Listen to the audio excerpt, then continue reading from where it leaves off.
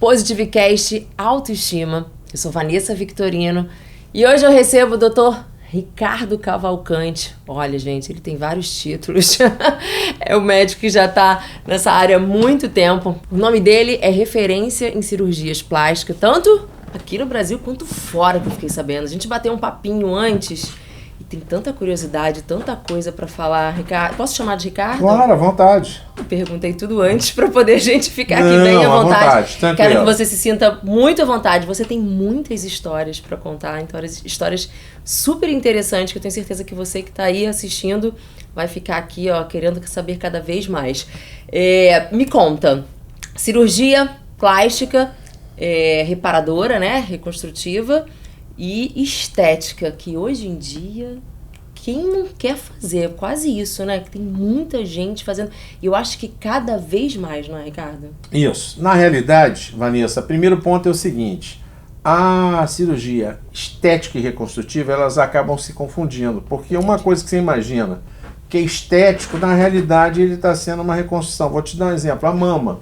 A mama, se ela tiver caída ou se ela tiver com um volume muito grande, ela vai trazer um transtorno psicológico e de relacionamento para aquela pessoa. Então, é muito imprecisa essa linha de divisão de estética e reconstrutiva. Tá? Existem algumas essências, por exemplo, de reconstrução, que são os queimados. São exemplo disso. A pessoa, de uma maneira involuntária, ela vai ser submetida a algum tratamento reparador eminentemente. Agora, os outros, a gente acaba ficando numa mescla, numa linha divisória muito tênue.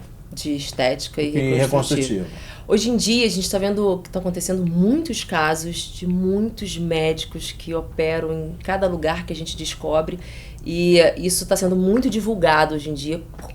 Como é que acontece para esses médicos conseguirem, tais médicos, né, de repente pseudos médicos, conseguirem fazer essas cirurgias e são realmente médicos, eles são credenciados, eles têm diploma?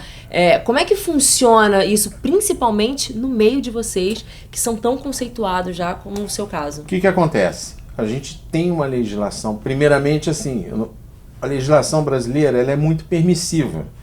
O indivíduo fez medicina, ele teoricamente eu poderia, com um diploma de medicina, fazer até neurocirurgia. Eu posso exercer qualquer especialidade. Não existe barreira para isso. Existe um limite ético.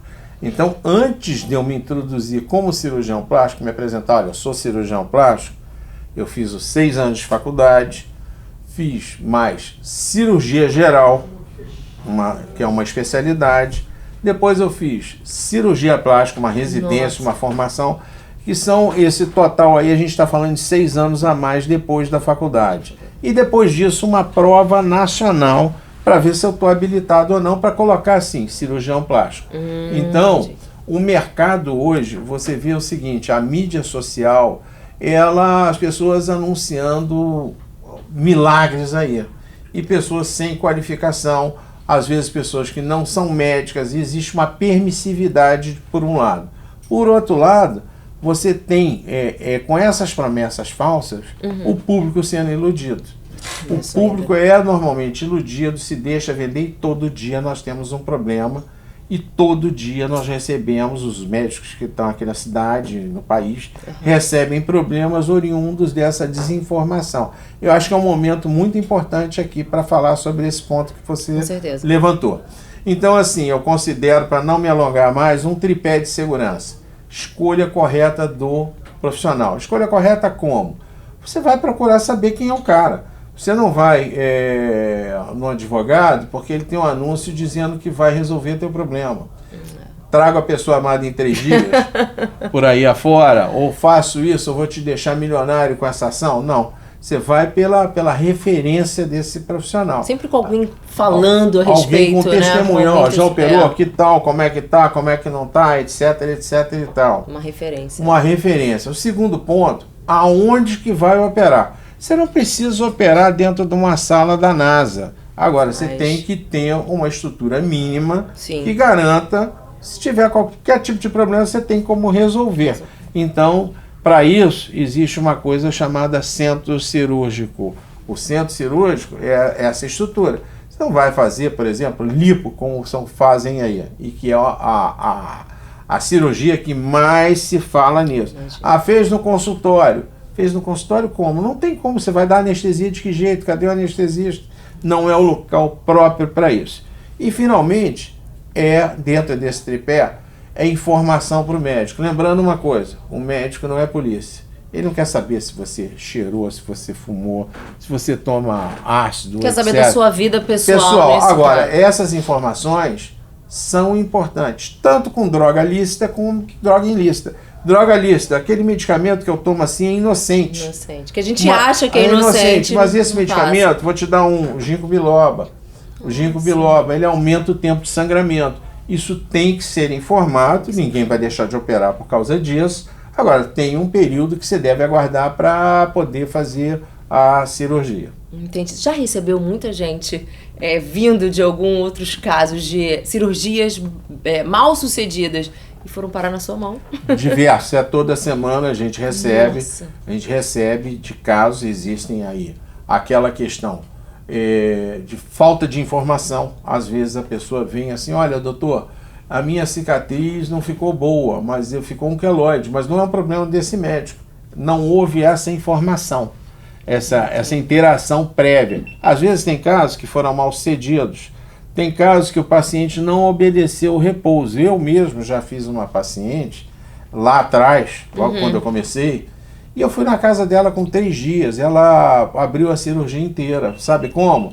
Ela com 3 dias estava tão bem que ela resolveu fazer uma mudança, mexer na casa. Então, assim, existe sim, não estou aqui defendendo ninguém, mas existe também esse fator humano de incompreensão da coisa. A pessoa está muito bem, obrigado, e começa a desenvolver atividades normais que no início são restritivas. E queloide, deixa eu fazer agora uma pergunta para esse ponto, assim.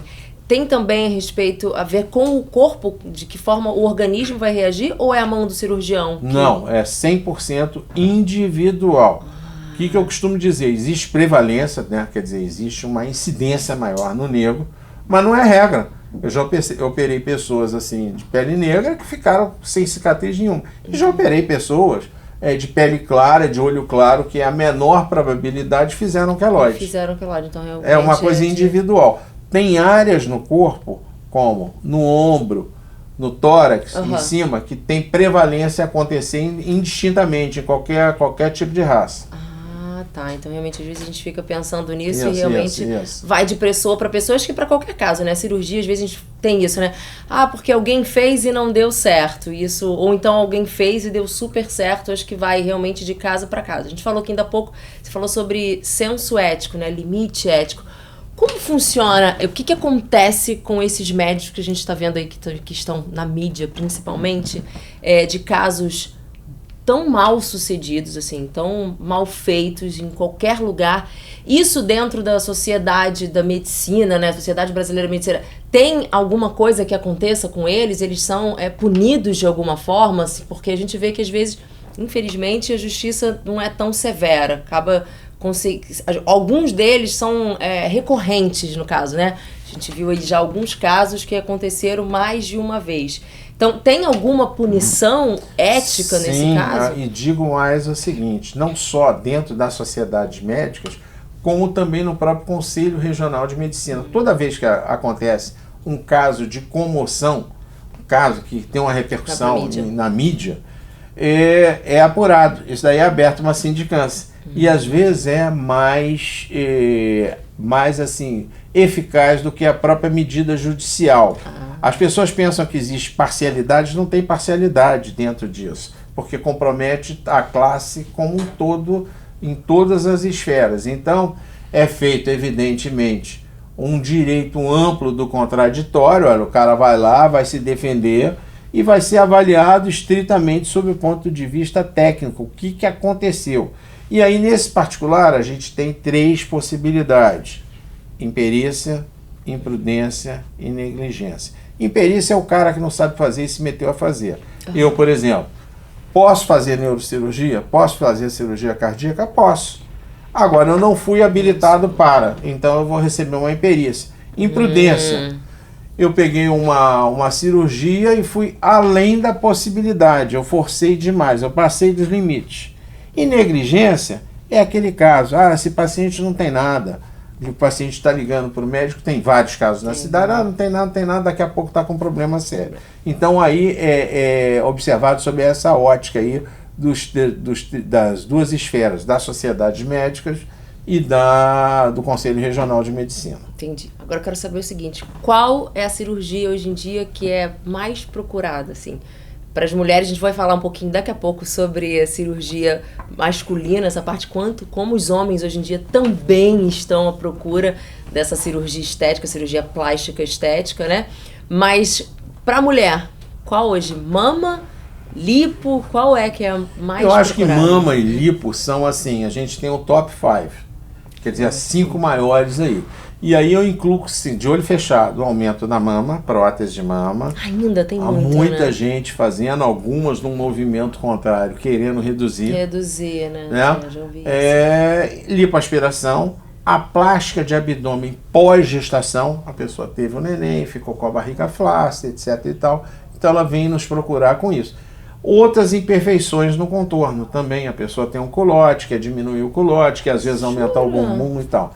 E na parte facial também, aí é outra faixa etária, às vezes a pessoa quer fazer face, nariz, pálpebra, enfim, são procedimentos assim, muito procurados. São muitas possibilidades de cirurgia Muitos, plástica, demais, né? demais. Tu tá falando do rosto, a gente até esquece. A gente acaba falando da estética, a gente Orelha, por exemplo, que é uma faixa etária menor que aquela criança que está na idade pré-escolar, que vai começar a ir para aula, vai ser chamado de Dumbo, etc., vai ter bullying ali. Então essas crianças, elas mesmas reclamam e acabam operando suas orelhinhas. Então é muito comum também. Nossa, a gente às vezes esquece isso, né? Até a orelha. Realmente eu já ouvi falar sobre isso também, da orelha. Tudo que causa, e a gente vai esquecendo. Tem tanta parte, são tantas ginecomastia partes. No adolescente, aquela mama que desenvolve no homem. O cara não vai à praia porque o peito dele é grande. Como é que funciona? Isso é hormonal? A gente tem basicamente 3 tipos de ginecomastia. Um que é glândula, hormônio. Glândula. Segundo, gordura, que é lipomastia. E às vezes a terceira, que é o mais comum, glândula com gordura. Então ele aumenta um pouco essa região do tórax e aquilo dali causa um constrangimento que alguns casos tem mama 42. O camarada não tira a camisa para ir à praia, nem para ginástica, nem nada. Nossa, mas então é recorrente, assim. É comum, muito mais comum. Na adolescência, adolescência, né? Aí na faixa de 13 a 15 anos, muito comum. E como é que faz, desculpa, assim, é a retirada de pele? A gente retira, depende do caso. Tem casos que uma lipoaspiração resolve, quando é só gordura. Tem casos que a gente tem que abrir só um pedacinho ali da areola e retira a glândula. E tem casos que a gente combina os dois, que é o mais comum. Lipoaspira e tira a glândula. Nossa, olha, eu não sabia. A gente estava conversando antes a respeito que o Brasil é referência em cirurgia plástica. Eu não imaginava isso. A gente tem, então, o nosso país como referência de cirurgias plásticas. Sim, sim. Então, assim, 2 aspectos. Um aspecto é o seguinte, o Rio de Janeiro, nós temos sol durante todo o ano. Então, as pessoas se expõem muito. Existe uma cultura de praia, de academia. Você mesmo aqui antes fala, eu malhava não sei aonde, não sei o que e tal. Então, as pessoas têm no seu cotidiano atividade física. Então, qualquer pequena imperfeição, mesmo que não seja considerado, o parceiro não está vendo, mas a pessoa quer melhorar mais. Então aí levou o Brasil para esse ponto. Por outro lado, com essa exposição, o cuidado que nós temos aqui, artesanal, com cicatriz, de fazer o melhor para cada paciente. E aí nós temos assim um turismo médico nesse sentido, receptivo. Muitas pessoas procuram, do mundo inteiro, procuram cirurgiões plásticos brasileiros. E no mundo inteiro, qualquer congresso que você for da especialidade, vai ter sempre um brasileiro lá falando alguma coisa. Bacana, você inclusive falou que nas suas aulas são 70? Nós temos aí no Brasil hoje, quer dizer, aqui no Instituto, nós já tivemos 75 nacionalidades diferentes. Tá? E hoje, em função da cirurgia plástica ser o carro-chefe disso, a gente vem com outras especialidades procurando no Brasil. É bem interessante isso. E é um turismo bem legal, que é um turismo limpo. São pessoas que vão passar um período aqui, na cidade, normalmente. Às vezes vem com um acompanhante, né? E nos congressos também. Nós tivemos esse final de semana um congresso que foi estrondo. Tinha gente da Grécia, gente Argentina, México, enfim, do mundo inteiro. Me fala um pouco sobre essa importação e exportação aí da cirurgia plástica. Então, com isso e com a globalização da informação, nós começamos a importar um padrão que não existia aqui, que é a mulher com a mama maior, que é tipicamente americana, e exportar o bumbum brasileiro.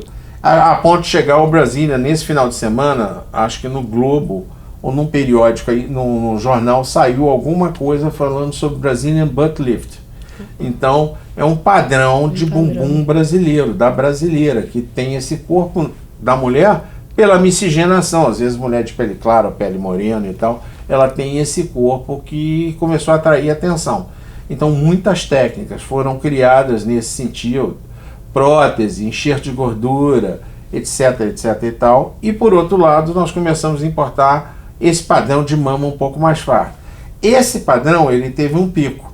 Hoje, eu vejo mais uma tendência na mama de normalidade, que eu acho melhor também. Né? E lembrando uma coisa, que isso não é moda. As pessoas, as mulheres, às vezes levam como moda. É um outro aviso aí para a audiência. Levam como moda, mas não é igual um corte de cabelo ou a cor do cabelo. Você vai determinar numa cirurgia uma mudança definitiva.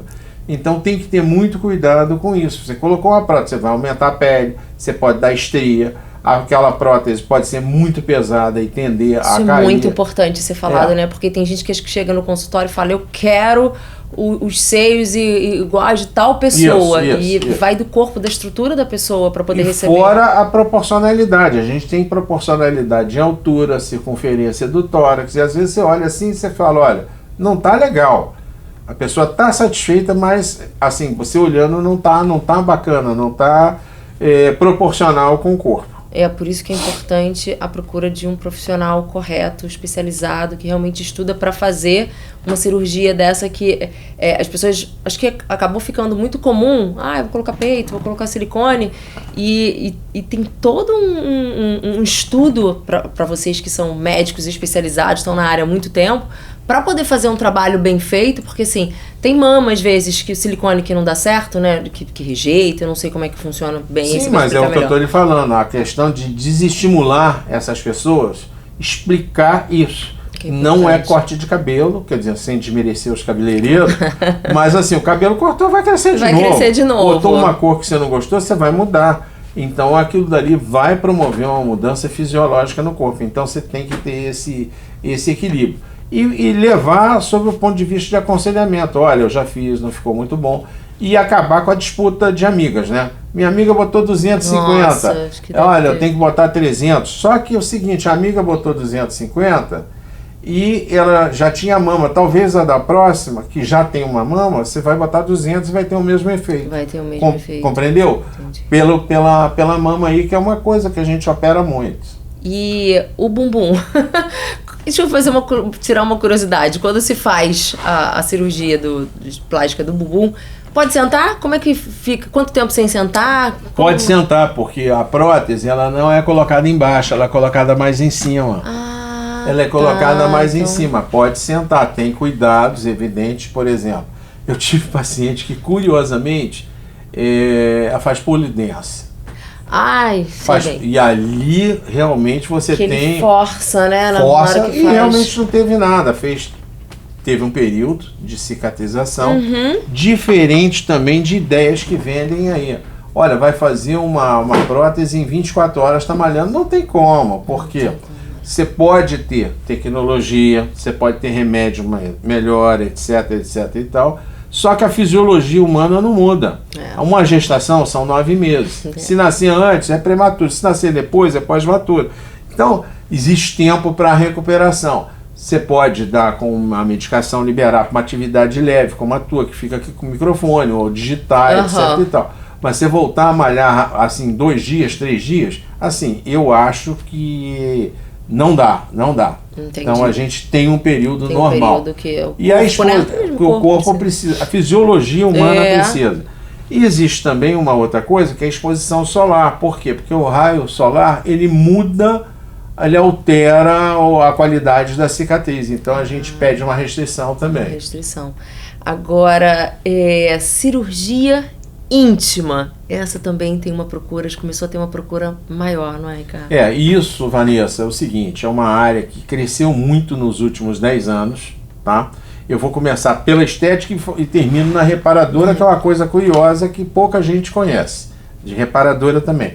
Então, assim, as pessoas tinham uma atitude, muitas vezes, de não ter relação, ou de só ter relação no escuro. Por quê? Porque tinha um pequeno lábio muito grande, muito avantajado. Ou o próprio pequeno lábio, com a fricção, leva à irritação naquela região. Então, Entendi. é uma cirurgia, a redução do pequeno lábio funciona muito bem. O grande lábio, emagrecimento severo. A pessoa emagreceu muito, o grande lábio reduz, atrofia. Então você coloca um enxertinho de gordura ali, volta àquela anatomia mais natural. Às vezes as pessoas têm o que eles chamam de capu de fusca. Aquela elevação no pubis. Vou à praia, fica aquele negócio, você faz uma lipo ali, você abaixa. Você tem o aumento do clitóris, que é muito comum com a nossa cultura aqui no Rio de Janeiro, por academia. Isso que eu ia perguntar, o aumento do clitóris é só por conta do anabolizante ou pode ser também tem algum outro fator? Pode ter alguma disfunção hormonal, tá? Pode ter alguma disfunção hormonal, mas assim, frequentemente está ligado à atividade física exacerbada, a pessoa quer mais massa muscular, aí vai pro anabolizante, começa a tomar, etc, etc e tal. Aí começa a aumentar e tem que corrigir. Né? Realmente é uma coisa que é meio bizarra, né? Mas por incômodo para a mulher ou realmente por constrangimento do tamanho que fica? Os dois, tá? Você tem aumentos de clitóris que chegam ao tamanho de um pênis pequeno. Nossa! Né? Ao tamanho de um pênis pequeno. Então realmente a correção aí, ela é muito útil para a mulher, melhora a cabeça, né? A conformidade, etc e tal, a utilização de roupa mais justa, aquilo aparece também, né? Nossa! É uma coisa desse tipo. E aí dentro disso você tem a vagina relaxada, que é o quê? A parte da vagina, a atividade sexual nossa, ela se dá por fricção. Se você tem um relaxamento muito grande, você não tem muito estímulo. Então, pessoas assim perderam 80, 50, 60 quilos. Então, existe um laser que reduz aquela região ali. Que é o famoso que dizem que deixa apertada, é isso? Apertada, é isso aí, reduz ali. E em determinados casos, a bexiga pode cair. Então, essa pessoa também vai dar uma risada, faz xixi. Que aí é um outro tipo de cirurgia, que é para elevação da bexiga, que é a colpoperineoplastia. Isso é para uma idade já mais 50 a mais ou tem gente também? Tem gente jovem que eu tento fazer esse tipo de procedimento, às vezes assim, múltiplas gestações e partos. Fez parto normal e está acontecendo isso. Essa população de pessoas que emagreceram muito, que eram obesas, fizeram a cirurgia bariátrica. Eu não sabia que acontecia entendeu? isso. Então isso é muito frequente. Então são coisas que são perspectivas novas. As pessoas às vezes ficam com vergonha de perguntar, ficam constrangidas, né? E assim, eu acho que é uma informação muito relevante para esse universo de mulheres. E fora isso, aqui no Brasil não é comum, existe um negócio que é terrível, que são as mutilações vaginais. Existe no Sudeste Asiático e na África, alguns países, nós temos hoje no mundo 200 milhões de mulheres mutiladas. Por questões de... cortam clitóris, suturam vagina. Questão de religião. Enfim. Nossa. Ligado à religião. São 200 milhões de mulheres com mutilações vaginais. Esse grupo não, felizmente, né, chega ao... não é do nosso conhecimento de um volume grande aqui dentro do Brasil. Mas assim, na Ásia e uma parte da África, isso é comum. Nossa, a gente nem imagina, né? Uma loucura. Falou de vergonha, acho que por mais que esteja crescendo o número de homens fazendo cirurgia, acho que ainda tem um pouco ainda principalmente a cirurgia íntima, porque também, vamos falar primeiro da cirurgia íntima para os homens. Isso cresceu? São muitos homens que fazem essa cirurgia? De uma maneira geral, a cirurgia plástica masculina, ela cresceu. Eu, quando comecei a fazer lá atrás cirurgia plástica, tinha um percentual muito pequeno. Por quê? Existia um estigma ou você tem que ser muito rico, ou você é homossexual. Nossa. Entendeu? Então, assim, tinha um estigma. Isso daí não é coisa para e tal. E aí, com o tempo, a coisa mudou. Então, o elenco de cirurgias se tornou acessível. E o outro ponto também, que o homem normalmente é o cabeça do casal. Normalmente. E aí o cara tinha que parar um tempo grande para recuperar. Então, com as técnicas hoje, com os tipos de procedimentos, você consegue ter isso mais tranquilo. E aumentou muito. A cirurgia íntima masculina, você tem o excesso de prepúcio, que vai... além do aspecto higiênico da coisa, é interessante, é incômodo para um homem. Você tem o pubis muito elevado. Entendi. E faz também, é como se fosse da mulher? Faz uma lipo.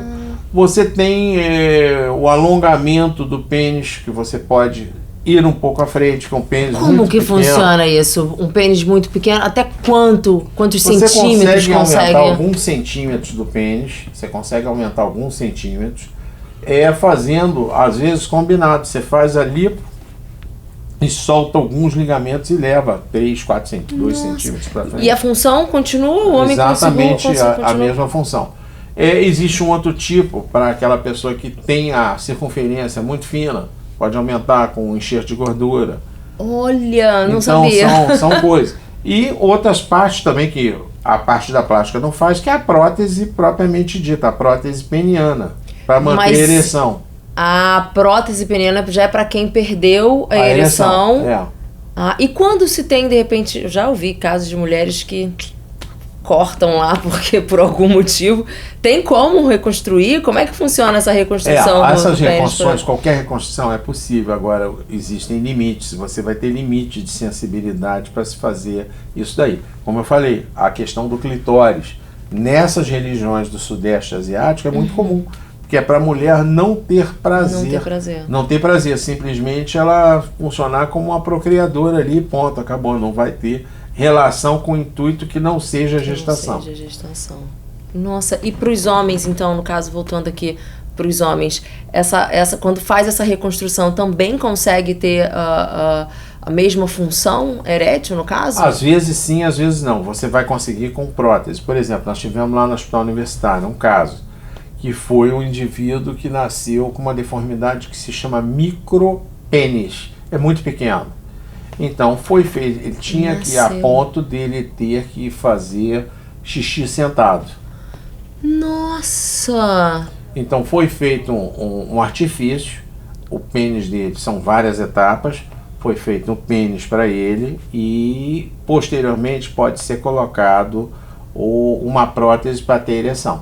Mas isso quando a pessoa que fez era um rapaz pequeno, novo? Ele fez com 18, 19 anos. Se já tiver na fase adulta, já não também tem o mesmo... Não, tem como fazer. Ele foi procurar adulto, 18, 20 anos. Já é... Entendeu? Mas assim, também com essa perspectiva, ele não conseguia fazer uma coisa em conta. Você imagina, um homem entrar no banheiro masculino, ter que procurar um vaso para sentar e tudo mais. Então... E aí você pode, além disso, de devolver essa normalidade, aumentando, e depois você procurar colocar elementos para que ele tenha uma ereção ali. E aí a sensibilidade são cirurgias mais complexas, porque não é uma cirurgia só, são várias. São várias, né? A sensação que tem depois de bem-estar, né? Porque você mexe muito com a autoestima das pessoas, né, Ricardo? Tanto... Sim, Vanessa, aí ele vai ficar próximo do grupo de normalidade. E tanto para as mulheres, né? A gente fala hoje em dia, é muito importante a mulher se sentir bem, assim. Tô falando mais da mulher porque acho que ainda é um número maior de mulheres que procuram por uma cirurgia plástica. A gente cada vez mais vê, a gente falou aí de rosto, que a gente não comentou muito, tem a pálpebra que cai, né? Eu vou falar que aconteceu esse final de semana, a minha filhada me maquiar, ela falou, Dinda, seu olho tá caído. Eu falei, nossa, mas vai com calma. Tem isso, né? Porque é natural da mulher, né? Então, a gente acaba... Eu não sou muito ligada, né? Tipo, de cirurgia, porque eu sou medrosa de agulha. Mas, às vezes, eu me pego olhando no espelho e falo, nossa, eu tô aqui, ó. Aí, a gente... Acho que é muito comum da mulher. E essa sensação de trabalhar, de levantar a autoestima da mulher é muito importante. Tem muita gente, assim, não é todo mundo que tem acesso, não são todas as pessoas que têm acesso, que não é tão comum, né? Então, mexer com a autoestima do ser humano é muito importante. Né? É muito importante e, assim, o que aconteceu nos últimos anos? No passado, você só tinha bisturi para resolver a face. Hoje você tem tratamentos que são tratamentos não invasivos. Então, por exemplo, o Botox. Botox ou toxina botulínica, que é o nome. Você faz aquela ruga de expressão, você melhora. O preenchimento para regiões, isso tanto homem quanto mulher, entendeu? Então é uma legião de pessoas. E se as pessoas começarem a ter procedimentos não cirúrgicos que deem resultado, o número é muito maior, a adesão é muito maior. Porque para cirurgia, de qualquer que seja a natureza, você tem que parar um tempo, você tem que tomar anestesia, etc. e tal. E as pessoas como você têm medo. Então, assim, você tem fios de sustentação para levar o rosto antes de entrar propriamente dito na faca. Tá? Então você tem medo os lasers, você tem um elenco de coisas hoje que efetivamente funcionam e que você vai antes da cirurgia. Ou, como eu falei nesse congresso aqui na sexta-feira, eu falei, a vantagem disso tudo também é a manutenção. A pessoa deixou cair, não sei o que, fez a face, depois você vai fazer tratamentos com objetivos de manutenção. Ah, isso é importante também, além de fazer a manutenção. Fazer uma manutenção. Eu queria ficar aqui perguntando muita coisa, porque a curiosidade de mulher é enorme quando a gente fala a respeito de estética, né? Principalmente, acho que cada vez mais, como você acabou de falar, são procedimentos novos que a gente acaba tendo possibilidades, não de rejuvenescer, mas de estar com a pele melhor, Estar com a pele melhor e tudo mais. E cada vez vão surgir novos produtos. Por exemplo, a gente tem uma classe que se chama bioestimulador. Esse bioestimulador, você coloca, faz umas aplicações e ele vai induzir o teu organismo a produzir colágeno. É bem legal. Nossa. E com duração, assim, de 1 ano e meio, 2 anos, e cada vez mais vão inventando coisas nesse sentido, não invasivos. Olha, que é muito importante.